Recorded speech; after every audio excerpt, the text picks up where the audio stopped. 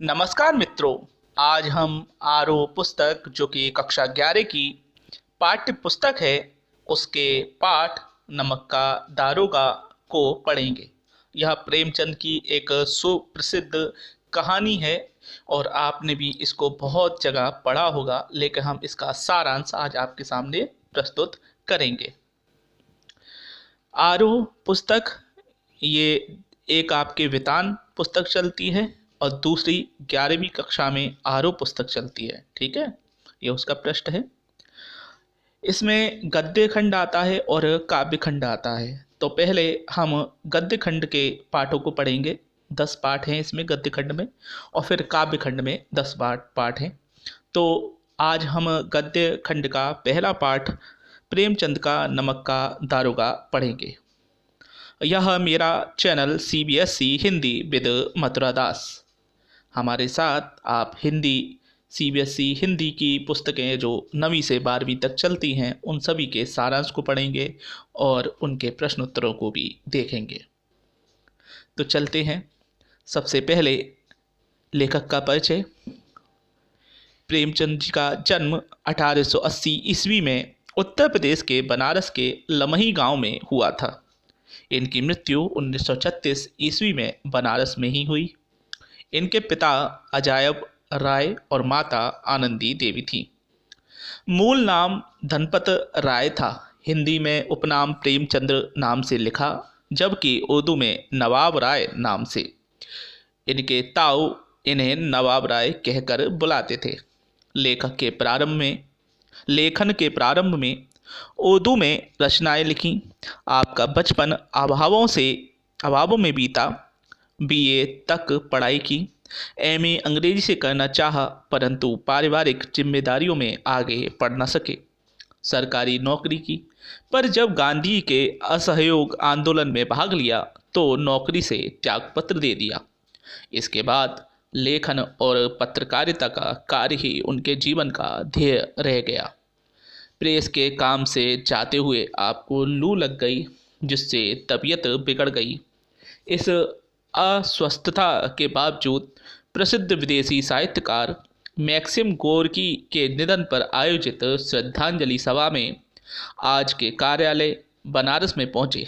इसके कारण आपका स्वास्थ्य ऐसा बिगड़ा कि फिर बिस्तर से उठ ना सके और 8 अक्टूबर 1936 ईस्वी को आपका निधन हो गया। आपकी प्रमुख रचनाएं। कहानियों में मानसरोवर 8 भागों में इनकी सभी कहानियाँ, लगभग 300 से अधिक कहानियाँ हैं जो 8 भागों में प्रकाशित हैं, जिनमें से प्रमुख है नमक का दारोगा, ईद का मंत्र, ठाकुर का कुआं, सोजे वतन, बड़े भाई साहब, पूस की रात, पंच परमेश्वर, कफन आदि। उपन्यासों में सेवा सदन, रंगभूमि, कर्मभूमि, निर्मला, प्रेमाश्रम, गबन, गोदान आदि। नाटकों में है प्रमुख करबला, संग्राम, प्रेम की वेदी आदि।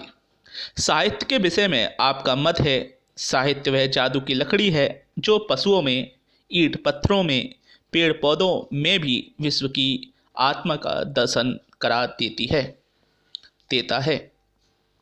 साहित्यिक योगदान आपका। हिंदी साहित्य में प्रेमचंद को उपन्यास सम्राट व कहानी सम्राट कहा जाता है। आप हिंदी साहित्य के सुखर पुरुष हैं। कहानी और उपन्यास विधा का जो विकास हुआ उसके काल विभाजन के केंद्र में प्रेमचंद ही रहे हैं। आपने उपन्यास को कल्पना लोक से यथार्थता की ठोस जमीन पर लाकर प्रतिष्ठित किया। इन्होंने अपने कथानकों में ग्रामीण जीवन की सुंदर झांकी प्रस्तुत की है। आपके चरित्र जीवंत और अपने आसपास के से जान पड़ते हैं। भाषा पात्रानुकूल है। शुरुआत में आपकी विचारधारा आदर्शोन्मुखी यथार्थवादी अर्थात सुकांत थी, पर उनकी अंतिम कहानी कफन और अंत्य उपन्यास गोदान में यथार्थ अपने वास्तविक रूप में प्रस्तुत दिखता है। अब चलते हैं पाठ की ओर। सबसे पहले मैं जानकारी देना चाहूँगा कि नमक का दारोगा एक दूरदर्शन पे तहरीर नाटक आता था। उसमें जो है ये कुछ कहानियाँ हैं प्रेमचंद जी की, अच्छी अच्छी कहानियाँ, उनका फिल्मांकन किया गया है, जिसको आप यूट्यूब पर दूरदर्शन का जो चैनल है उसको खोलकर आप जब पुराना तहरीर डालेंगे प्रेमचंद जी का तहरीर, तो उसमें ये आपको देखने को मिल जाएगा। उसी की छवि मैंने यहाँ पर ली है। इसी को आप पूरी तरह नाटक के तौर पर दूरदर्शन पर देख भी सकते हैं। तहरीर प्रेमचंद की, दूरदर्शन। तो यहाँ पर हम सारांश दे रहे हैं, देखते हैं इसका कथानक। प्रस्तुत कहानी में सत असत, अच्छा बुरा, धर्म व धन के बीच द्वंद्व देखने को मिलता है। मुंशी बंसीधर और पंडित अलोपी दीन के माध्यम से धन पर धर्म की विजय दिखाई गई है। नमक का दारोगा ईमानदारी तथा सच्चाई की जीत को प्रकट करने वाली एक महत्वपूर्ण कहानी है। कहानी का प्रारंभ नमक का विभाग बनने के बाद नमक की कालाबाजारी से शुरू होता है।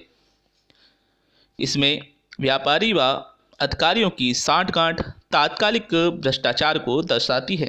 नायक मुंशी बंसीधर चरित्रवान, मेहनती एवं ईमानदार व्यक्ति है। वह नौकरी की तलाश में है। उसे नमक विभाग में दारोगा की नौकरी मिल जाती है। उसके पिता अनुभवी व्यक्ति हैं। वह भ्रष्ट समाज की इस व्यवस्था में रच बस गए हैं। उनके अनुसार ऊपरी आय वाली नौकरी ही बेहतर है। वह चांद का उदाहरण देकर बताते हैं, मासिक आय तो चांद के समान महीने के अंत तक धीरे धीरे समाप्त हो जाती है, जबकि ऊपरी आय बहता पानी है जो वास्तविक प्यास बुझाता है। आवश्यकता व अवसर देखकर ही काम करना चाहिए। बंसीधर इस बात से ताल्लुक नहीं रखता, फिर भी आदर सहित पिता की बात सुनता है और काम पर निकल जाता है। सर्दी की एक रात मुंशी बंसीधर ने यमुना नदी के पुल पर से गाड़ियों के आने जाने की आवाज़ सुनी तो उस ओर चल पड़े। देखा गाड़ियों में सरकारी नमक चोरी से जा रहा है। पूछने पर पता चला कि यह गाड़ियां इलाके के प्रसिद्ध जमींदार पंडित अलोपी दीन की हैं। पंडित अलोपी दीन धूर्तता व अधर्म के प्रतीक थे। संसार में लक्ष्मी को ही सबसे ऊपर मानते थे। जब उसे पता चला कि गाड़ी दारोगा जी ने रोक ली है तो वह वहां भागा भागा पहुंचा। उसने बंसीधर को घूस देने का भरसक प्रयास किया, परंतु मुंशी बंसीधर ने पंडित अलोपी दीन को गिरफ्तार कर लिया।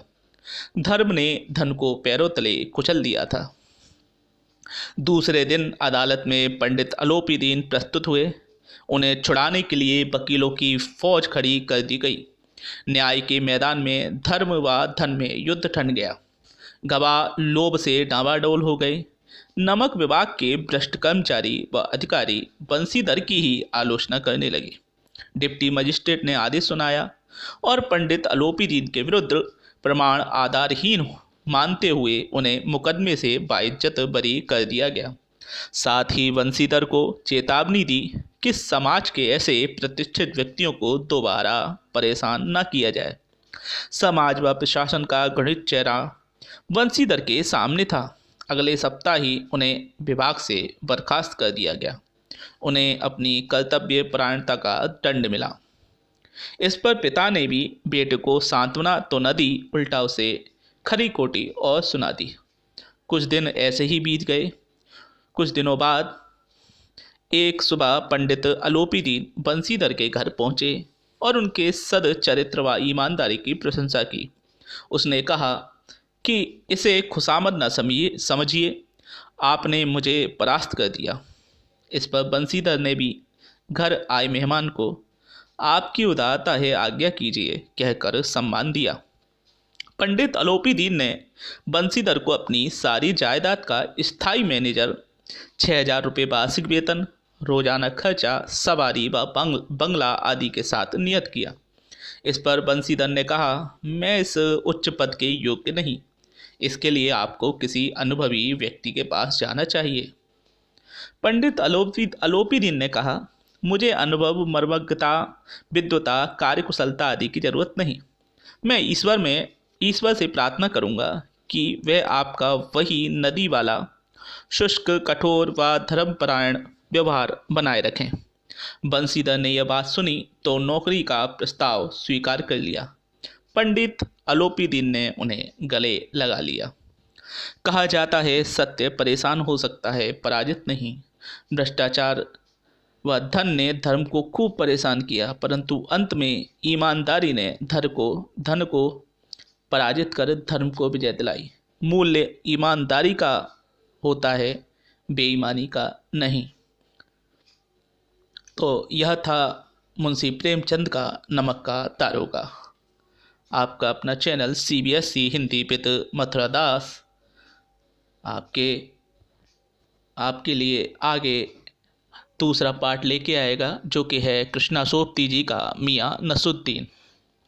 आप हमारे इस चैनल के साथ बने रहिए, हमारे इस वीडियो को शेयर कीजिए, लाइक कीजिए और संभव हो तो कमेंट्स भी कीजिए।